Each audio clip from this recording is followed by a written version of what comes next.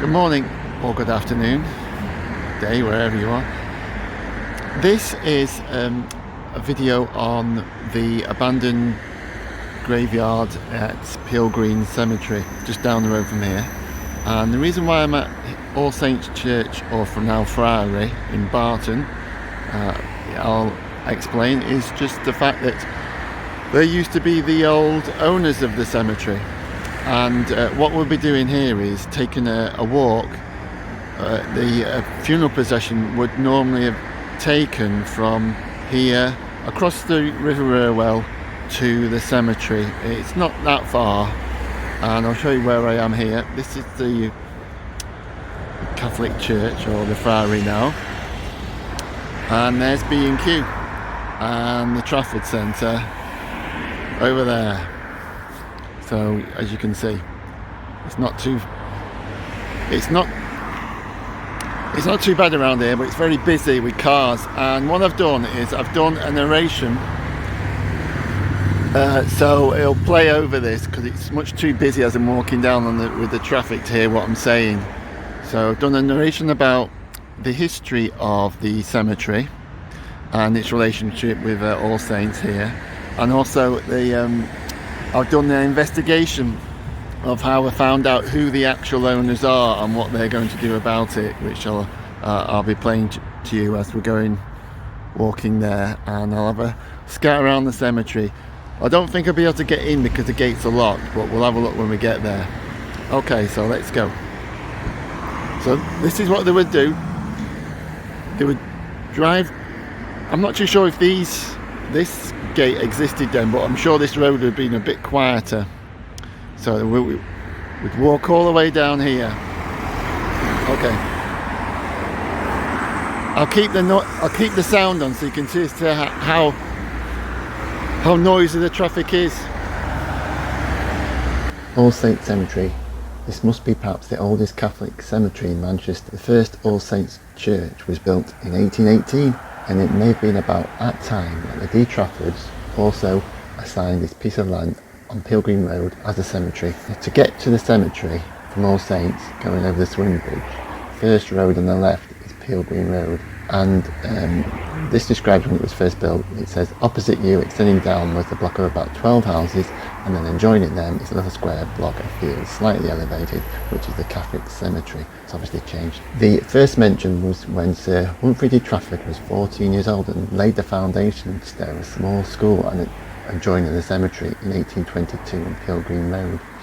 The first burial there was 1831. A register of death exists dating from 1823, and in due time the Guild of St. Joseph was organised to look after the cemetery and attended requiems and burials. A special book of instruction was drawn up by the verger in charge in 1823 and described the length of each grave and the cost of a new grave, like 5 shillings, opening the graves 2 shillings 6pence. Each public grave must be filled before another is begun, apparently, and write in the plan of year of our Lord when such graves were filled. That may be bequeathed to future generations, archive records as that is. Fees to parishioners were mentioned. There is a liber moratum covering the deaths of parishioners, but little mention about the cemetery until 1858, when it was noted there was an end of registrations, which may mean no new graves were registered since all the land was now taken up, because it's such a small graveyard really. Obviously the graves is still available for filling up. The next date appears in 1879 when the cemetery was consecrated on June 14th by Canon Kershaw, assisted by Father Swarbrick as deacon. Why it being consecrated at its opening isn't known, as Canon Glad in 1901 was very keen about legality records that he could find nothing about the deeds. So maybe that they're in the de Trafford family archives, which are now at Manchester Central Library, which I'll talk about later. Okay, not when the Mr. Glad arrived at All Saints in 1900. The little cemetery was almost near its centenary, but in a bad state of disrepair. His first thought was the cemetery make earnest appeal to enable to repair the graveyard, so it may no longer present a forlorn and sadly neglected appearance, which was presented cost nearly £50, and provide for the partial rebuilding of the boundary wall and placing of substantial railings at the back of the graveyard and repointing of the old brickwork, the erecting of new iron gates and the repainting front of the road. From the leaflet handed out to the masses on June 6, 1901, which we have a copy of, I'll show you, that Sunday evening was a general meeting held at the school and it agreed to have a collection of service to organise money. Anyway, the notice was for a jumble sale at the Holy Cross School in Aldridge Street on the 2 nights in October, where you'd sell coats and all that kind of stuff. And it brought in £32.14. It is a hallowed spot, endeared by us by the fact that remains of many who, by parental ties and kinship or by friendship, were near and dear to us. I found it in the earthly resting place, and not only those bound by us in natural ties, but several holy priests who ministered here in the dark and evil days are at rest in its sacred soil. Bodies of holy priests and people who, by the strong and sturdy faith and the practice of good works in these parts, kept alive our holy religion in days to be even known as the Catholic required courage of a most historic nature. The project was furthered by Monsignor, by his assistant Friar Dietrich as treasurer and James Slater as honorary secretary. No further information about the work is found, but it must have been completed about summer 1902.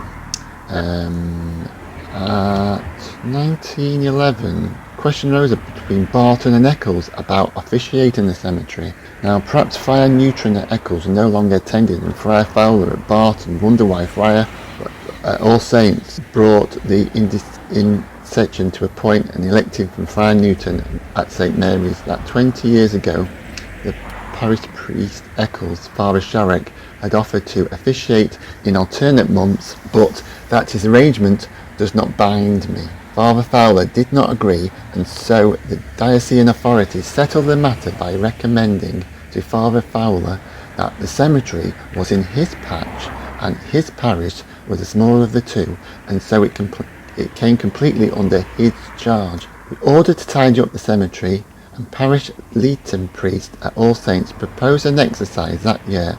If there are persons who would like to sow, plant flowers, seeds, graves in the old cemetery, they're free to do so. The key of the cemetery gate is kept at the Prestbury. Cameron Osmond Woods made a few attempts to have the cemetery kept in good order and appealed to men who might have a little time to come forward and help clean up, and in October 1921 he announced the Requiem Mass to be said at All Souls Day for the responsive souls whose bodies lie in the old cemetery at Peel Green Road. It will interest the relatives of those buried there to know that the efforts have been made to rescue the old cemetery from a state of dilapidation into which it has fallen.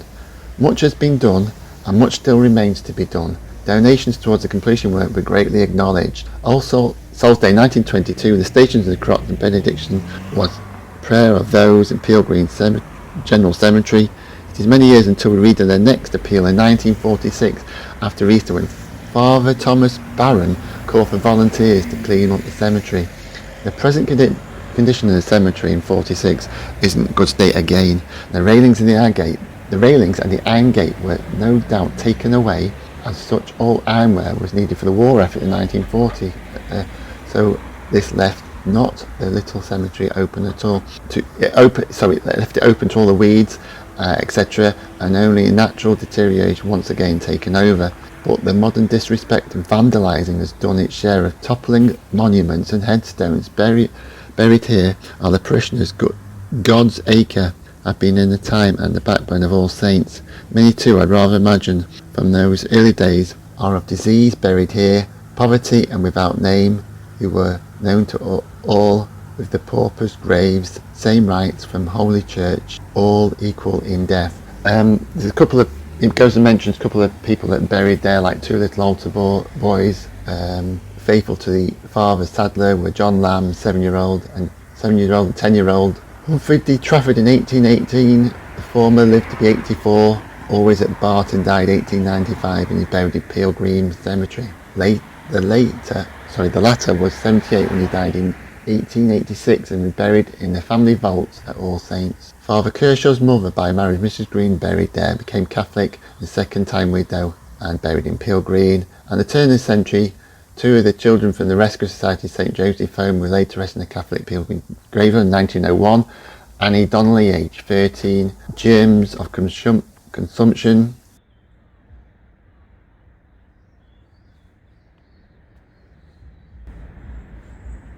You can see this is the cemetery in current state of disrepair. Look, the gate is locked here.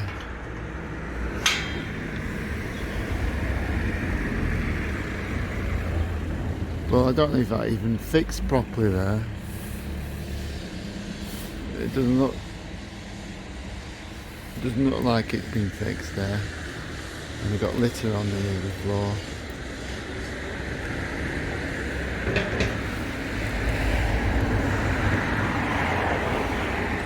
The steps. That's a bad state of disrepair there. That's yeah. So it's even got wire things there. Let's have a look round the other side.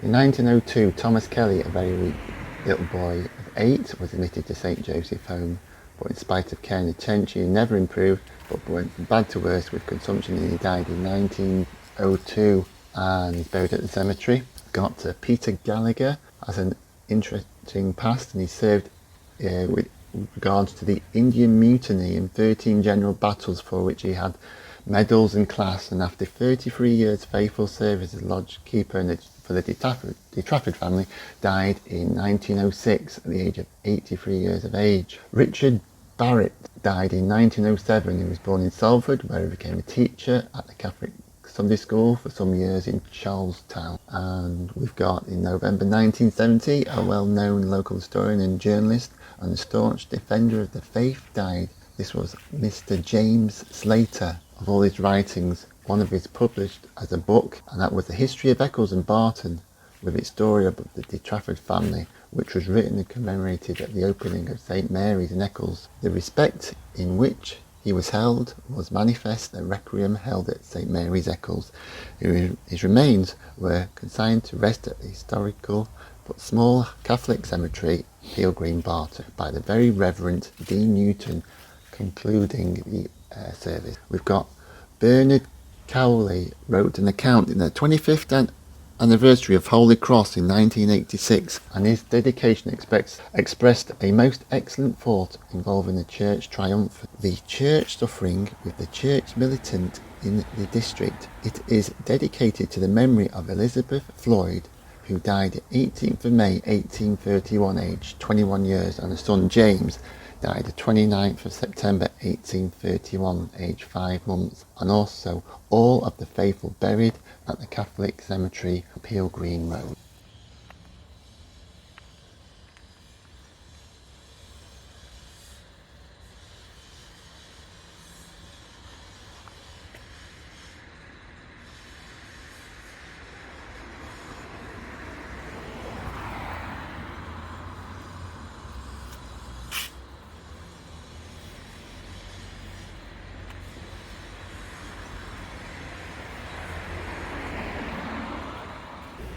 I'm here inside the cemetery.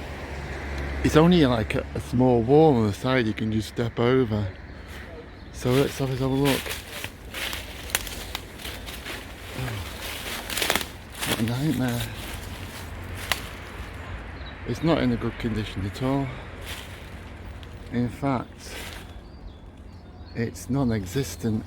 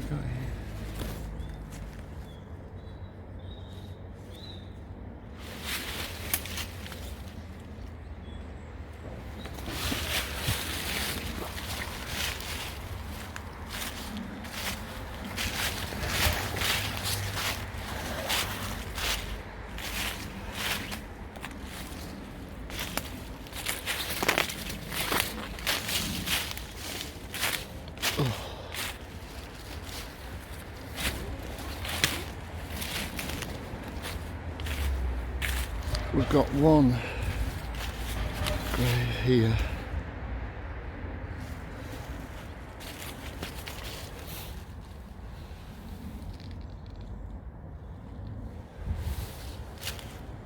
Not too sure.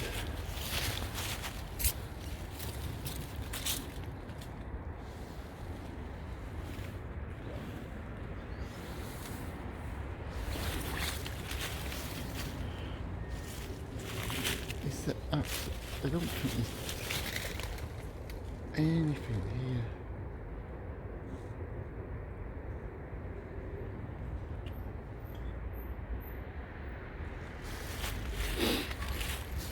You couldn't really tell this even is a graveyard apart from that.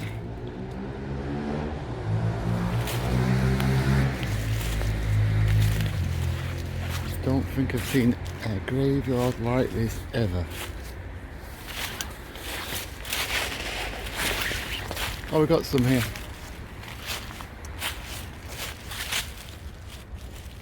Margaret Bull.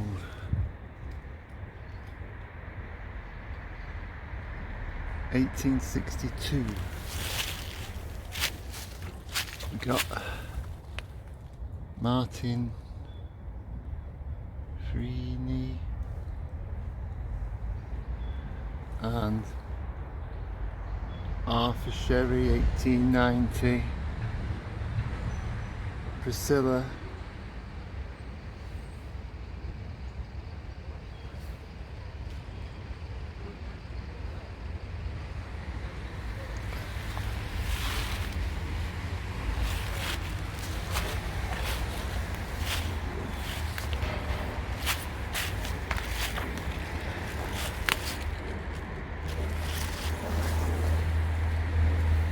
(1878), Thomas Somerville.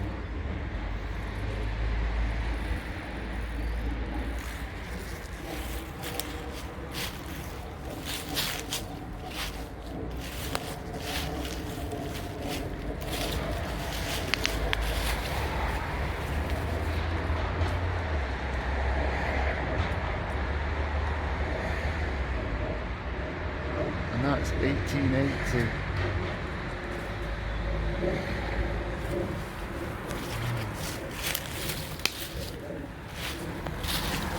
We got this one here. Patrick Higgins, Mary Mully, 1880.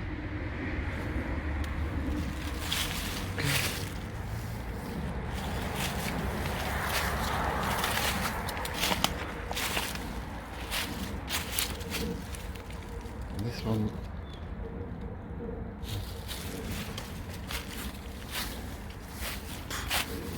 cobwebs, yeah.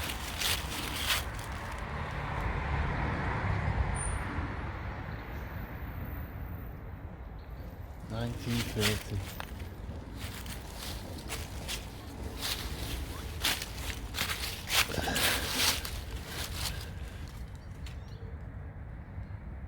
Eight, 1911, 1920 something, 1970.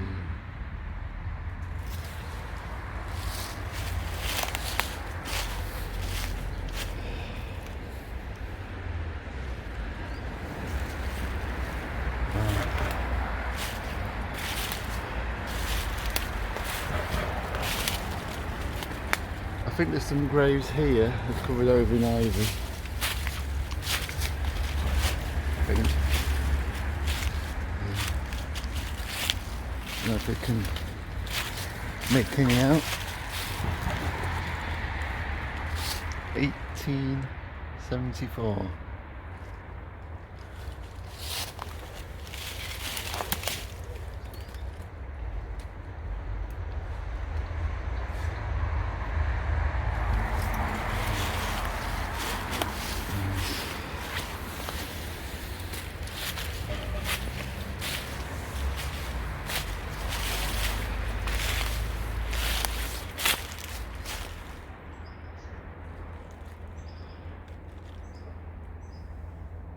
Wow. Not good.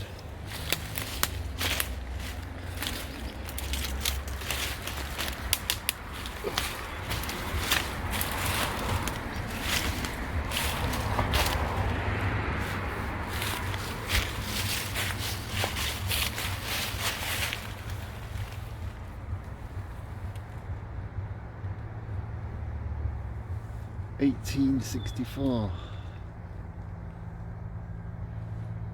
$8.84.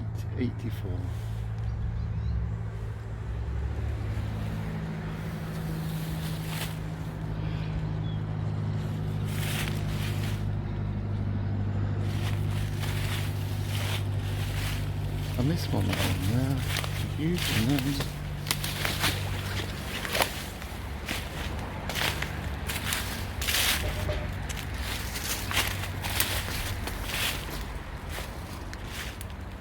This one here.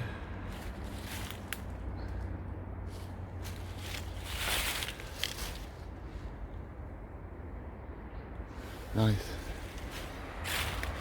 Right.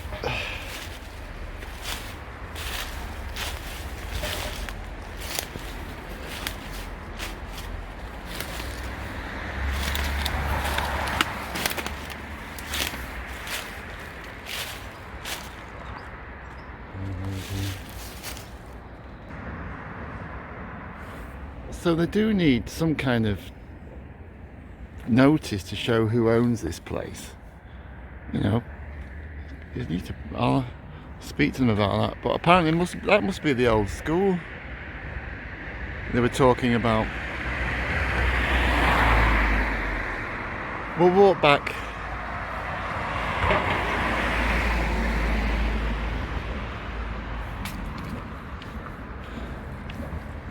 This is the wall. As you can see, I'm that height. That's about 8 foot there.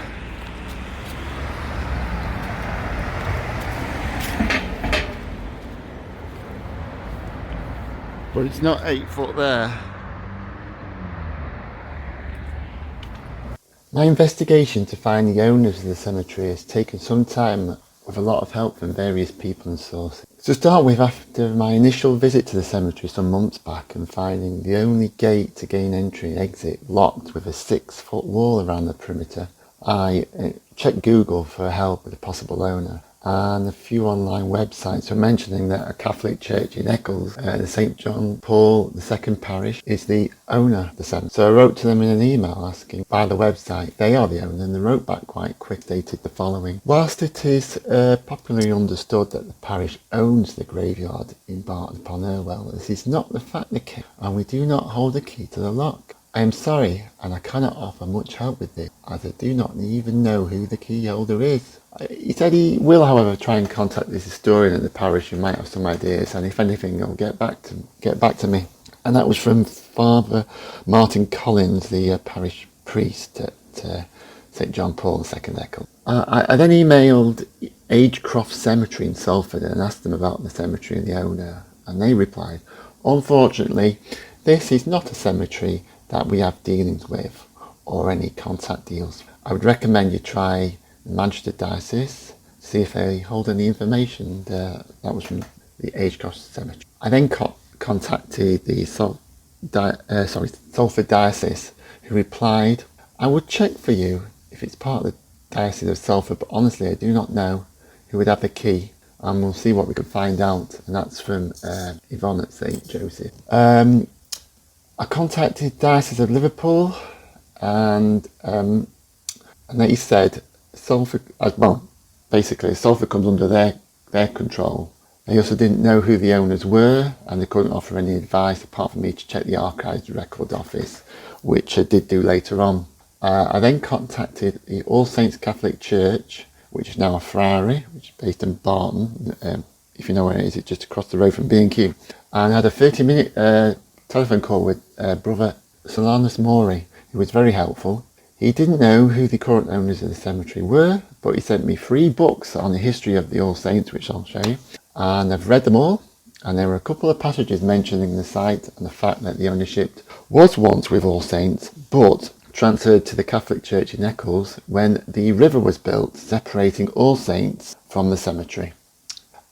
So with no further updates, I connected with a Facebook group in Eccles, and they're very helpful with offering advice on who to contact. And the subject has been previously covered and researched by a few people and even an online newspaper, but they didn't actually get any positive outcome as to who were the owners. So I contacted Lancashire Gov UK to see if they had any historical documents for the De Trafford family, who were the property landowners for many hundreds of years. And they replied in stating, unfortunately, I don't think we are likely to be able to help with the inquiry. We don't hold any records which reflect the current land ownership. There may be some historical information about the ownership of the cemetery in our records, but it's likely that it would take quite a bit of research to find it. Barton All Saints, the Catholic Church records which hold for Barton, include a burial register, but most of the burials listed actually took place at the Eccles cemetery. And the guy who was doing this research for me said he couldn't see any specific references to Barton, or at least a quick browse through. The Trafford family, most of the records we hold at Lancashire are historic. They are a set of deeds for Barton entered in 1725, long before the cemetery was actually created. And you can't see anything in the catalogue to suggest that there are records relating to either the original family chapel or the cemetery within the collection. And he couldn't help any further. And that was the Lancashire Archives. From there, rather than myself paying for a land registry search, the document owner, I thought it best to contact the local MP for records, which was Beverly Keeley, and ask her to get involved to recheck with Salford Council for the property owner. Their office actually replied to me quite quick and advised that I have to go via Kate Green, which is my local MP for Stretford, as I didn't live in her area and she couldn't actually help. It was some kind of legal issue. Anyway, I contacted Kate, gave the information I sent to Barbara, and she sent it over to Salford Council and received a reply from Andrew Parsonage, the senior caseworker, office for Kate Green. He let me know that they had some interesting evidence to show, in fact, Patrick of Eccles, the Catholic Church there, are the owners. There's a map search of the area, which is shown on the land registry. Didn't have an owner registered. That's probably to do with all the historical issues of transference from All Saints to the Catholic Church in Eccles when the river was built. Documents were never completed fully. Anyway, there's information on the Peel Green Cemetery and a mention in the church books we've got. We've got a newspaper cutting on the cemetery and gravestone documentation. We've got a history of All Saints Church from the book. There's passages in there about the owners. So at the same time of getting this information, I visited the archives at Manchester Central Library in Manchester, and I arranged with them, given 2 weeks' notice, to visit archive documents for the De Trafford family regarding the properties and what happened to these properties, landowner going back over 200 years. The documents, when we reviewed them, were very old and were difficult to read, as some are actually written in Latin, and they were like A2 size documents, lots of legal wording, all with calligraphy type, difficult to read writing. I went through it for many hours and I didn't actually find what I needed about that particular cemetery. But the information provided by Salford Council to my MP, we can safely say that the Catholic Church in Eccles are the owner. So I've written back to Father Collins, the parish priest at St John Paul II, and I mentioned the following. Please, can you help with my recent email I sent yourself regarding access to the Catholic graveyard in Barton upon Irwell? I've checked with the local MP and my local MP, who contacted Salford City Council to find out who owns who is the custodian of the cemetery. With investigation, the Catholic diocese is the cemetery custodian after the De Trafford family handed over ownership back in the 1800s, and it looks like the site was never registered with the official land registry for reasons unknown. But it's probably because they initially went to All Saints Church, Barton, before the River Irwell was built and then handed over to your Roman Catholic Church. And now I did recently phone and chat with the brothers at All Saints, and also been to Manchester Central Archive Library, where I read through many of the documents. What I do you know is your church have the key to the cemetery, as in 2005 Father Ryan, who was based at your church, had a physical key. And I've attached in the email sent to the father documentation which will help in verifying ownership. I said to him, please could he help with giving access and granting me permission to view the gravestones for historical research. Also, perhaps we could look at tidying up the cemetery, and maybe this could be arranged by the Salford Diocese. I said, I'll help tidy it up, but let's just see what they say. I did actually get an acknowledgement email from the father, and he said, I acknowledge receipt of your emails and accompanying documents, which I forwarded to Salford Diocese for their advice. Father Ryan, who he referred, died in 2010, and sadly his successor, Father Grist, also died in 2014.